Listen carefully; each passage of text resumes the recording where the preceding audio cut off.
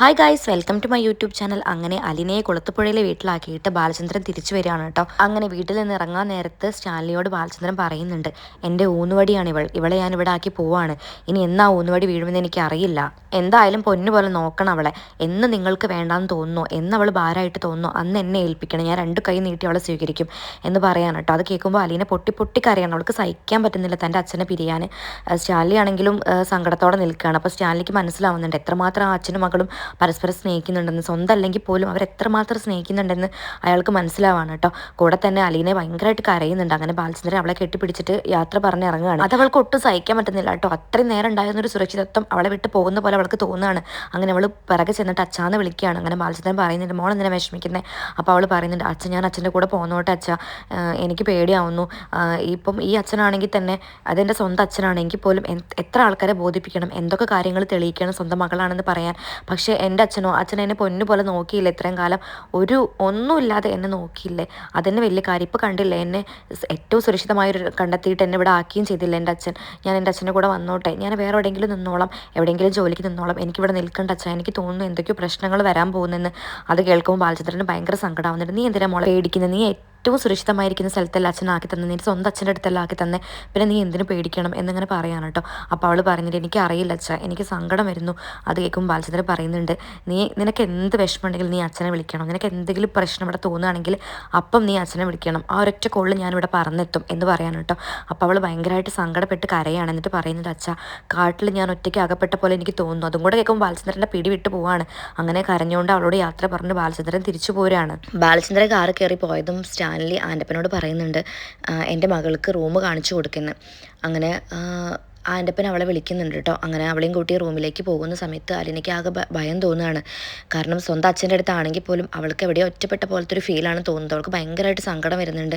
അച്ഛനോടൊരു അറ്റാച്ച്മെൻറ്റോ സ്നേഹമോ ഒന്നും അവൾക്ക് തോന്നുന്നില്ല. പോയ അച്ഛനെ ഓർത്തിട്ടാണ് അവൾ സങ്കടപ്പെട്ടുകൊണ്ടിരിക്കുന്നത്. അങ്ങനെ അവളെയും കൊണ്ട് ആൻ്റപ്പൻ റൂമിലേക്ക് പോകാൻ കേട്ടോ. ആ റൂം കാണുമ്പോൾ അവളൊന്ന് ഞെട്ടുന്നുണ്ട്. കാരണം അത്രയും വലിയ റൂമാണ്, എല്ലാ സൗകര്യങ്ങളുള്ള അടിപൊളി ഒരു റൂമാണ് കേട്ടോ അത്. അവളങ്ങനെ അത്തരം റൂമുകളിൽ ഇതുവരെ കഴിഞ്ഞിട്ട് പോലും ഇല്ല. അപ്പോൾ ആൻ്റപ്പൻ പറയുന്നുണ്ട്, മോൾക്ക് എന്തെങ്കിലും സൗകര്യക്കുറവുണ്ടെങ്കിൽ എന്നോട് പറയണം കേട്ടോ മോളെ. അപ്പോൾ അവൾ തലയാട്ടുന്നുണ്ട്. അല്ലെങ്കിൽ കണ്ടോ സാർ എന്നെ വെച്ചേക്കില്ല എന്നും പറഞ്ഞ് ആൻ്റപ്പൻ അവിടെ നിന്ന് പോവാണ്. അപ്പോഴേക്ക് സ്റ്റാൻലി അങ്ങോട്ട് വരുന്നുണ്ട്. അപ്പം സ്റ്റാൻലി കണ്ടപ്പോൾ അവൾ പെട്ടെന്ന് കട്ടുമെന്ന് എഴുന്നേറ്റ് നിൽക്കുകയാണ് കേട്ടോ.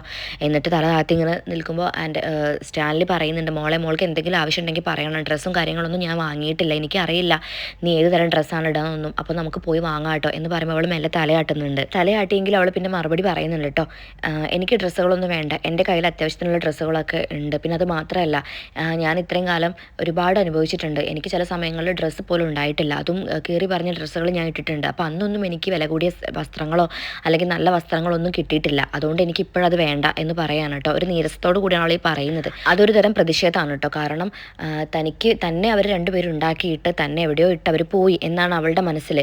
അച്ഛനും വേറെ കല്യാണം കഴിച്ച കുടുംബമായി സുഖമായിട്ട് ജീവിച്ചു, അമ്മ അതുപോലെ. പക്ഷേ ഞാൻ മാത്രം ഇതിൻ്റെ ഇടയിൽ കിടന്ന് സങ്കടപ്പെട്ടു. അപ്പം ഞാൻ വന്നിട്ട് പോലും എനിക്ക് അത്ര വേണ്ട പരിഗണനയൊന്നും കിട്ടുന്നില്ല എന്നൊക്കെയുള്ളൊരു തരം നീരസവും ദേഷ്യവും വാശിയും എല്ലാം അവളുടെ ഉള്ളിലുണ്ട്. അതാണ് ഈ പുറത്തേക്ക് വന്നുകൊണ്ടിരിക്കുന്നത്. അത് കേൾക്കുമ്പോൾ സ്റ്റാൻലിക്ക് ഭയങ്കരമായിട്ട് സങ്കടമാവുന്നുണ്ട് കേട്ടോ. തിരിച്ചൊന്നും പറയാൻ പറ്റില്ലല്ലോ, ഇത്രയും കാലം അവൾ ഒറ്റയ്ക്ക് എങ്ങനെ ജീവിച്ചെന്ന് പോലും അറിയില്ലല്ലോ. സ്റ്റാൻലിക്ക് മനസ്സിലാവുന്നുണ്ട് കേട്ടോ അവളുടെ ഉള്ളിൽ നീരസം. എന്തായാലും അവൾക്ക് തന്നോടൊരു അകൽച്ച ഉണ്ടെന്ന് സ്റ്റാൻലിക്ക് മനസ്സിലാവുന്നുണ്ട്. അത് സ്റ്റാൻലി ഉൾക്കൊള്ളുന്നുണ്ട്. കാരണം ആദ്യമായിട്ടാണ് അവൾ തന്നെ കാണുന്നത്. അപ്പോൾ എന്തായാലും അവൾക്ക് തന്നെ പെട്ടെന്ന് അക്സെപ്റ്റ് ചെയ്യാൻ പറ്റില്ലല്ലോ. എന്നിട്ട് സ്റ്റാൻലി പറയുന്നുണ്ട്, മോളെ, നിനക്ക് എന്തെങ്കിലും ബുദ്ധിമുട്ടോ അല്ലെങ്കിൽ എന്തെങ്കിലും ആവശ്യങ്ങളുണ്ടെങ്കിൽ ആൻ്റപ്പനോട് പറഞ്ഞാൽ മതി, അവനെല്ലാം റെഡിയാക്കി തരും എന്ന് പറഞ്ഞിട്ട് അവിടെ നിന്ന് പോവാണ് കേട്ടോ.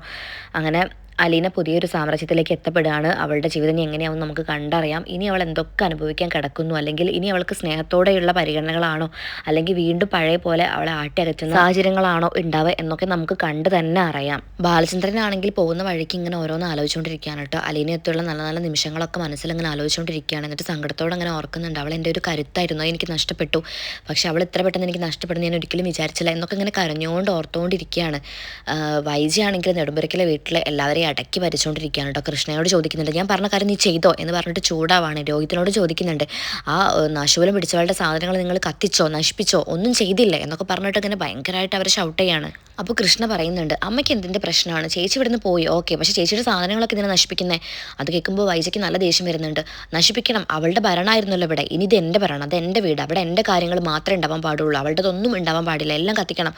അത് കേട്ടപ്പോൾ ബബിതയ്ക്ക് നല്ല ദേഷ്യം വരുന്നുണ്ട്. അങ്ങനെയാണെങ്കിൽ അമ്മ ഈ വീട് മൊത്തം കത്തിക്കേണ്ടി വരും, കാരണം ചേച്ചി വീട്ടിലെ എല്ലാ കാര്യങ്ങളും നോക്കിയിട്ടുണ്ടായിരുന്നു. അപ്പം ആ വൈജയ്ക്ക് അത് ഇഷ്ടപ്പെട്ടില്ല കേട്ടോ. വൈജ അപ്പോൾ തിരിച്ച് നല്ലോണം ചൂടാവാണ് ബബിതയോട്.